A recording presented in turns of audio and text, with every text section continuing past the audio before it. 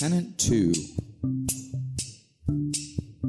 We are energetic beings aware of themselves. Cogito ergo sum. I think, therefore I am. Descartes. You are an energetic being. Any organism that is alive by our various definitions of life is an energetic being. All energetic beings are aware of their energetic surroundings to the extent that they are able to be aware of their surroundings. An amoeba couldn't move away from salt if it did not feel or perceive that it had encountered salt.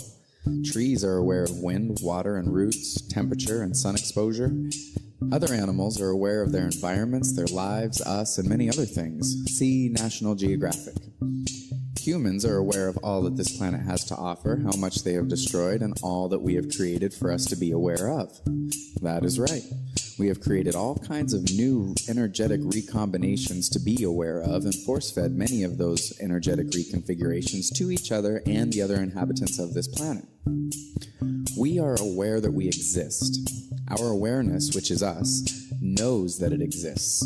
You are an awareness living inside a brain on top of a body. You are aware of your body, and you are aware that you think and imagine and cognate energetic patterns. We are all aware of ourselves to varying degrees. Let's face it, some of us are not aware of many things that many of us are aware of, and vice versa. To say that we are aware is to say that we are aware of whatever we happen to be aware of at any given moment. Awareness alone is neither good nor bad. You may be aware of thoughts that are false that you do not know are false. Right now, you are aware of the fact that I'm using the word aware a lot. I will speak more about the awareness in the energetic existence section. For the purposes of this section, one only need understand the tenet to be undeniably true. If you cannot agree on that, then I'm failing. Everything that we call ourselves are perceptions that we and others have of ourselves. These things differentiate us from one another. At the same moment that this makes us so beautiful and unique, it also divides us to points of abuse and brutality. That is why I am not here to point out our differences, nor to add more labels and divisions, but to point out things that we can agree on. Our similarities, all that makes us the same.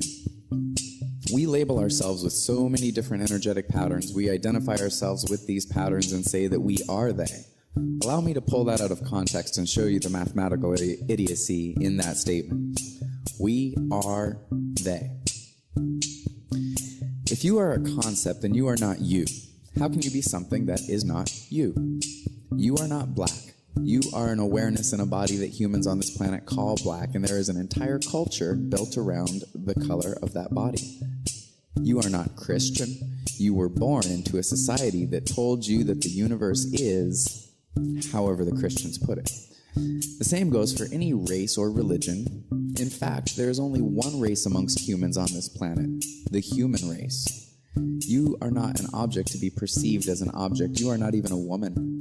You are an awareness born into the body of a woman and perceived all too often as an object by others and by yourself. You may interpret by yourself as either by you or meaning that you are alone when you do this. Either is true. Before we perceive ourselves and label ourselves as bums and businessmen, farmers and factory men, mothers and martyrs, blacks and bishops, whites and widows, way before we say that we are men and women, as we know we are, and before we admit that we are the animals on this planet with the rest, before we say that we have all the parts or dropped them some time ago of the organisms of this planet, before we kneel down to say that we are humans and hobos, we must understand first that we are the energy of this universe, aware of this universe. I say this because people have a tendency to be what they believe themselves to be without knowing what they are. So go on and be a dictator, an alcoholic, a pervert, a true man, a down nigger, a pig-headed wife beater, a human who knows no better and can't, if that is what you want to believe. As an energetic being, you have to believe something, don't you? What are you? I would love for everyone to run around referring to each other as energetic beings, to understand yourself as a living organism with a life that is as fragile as bacteria.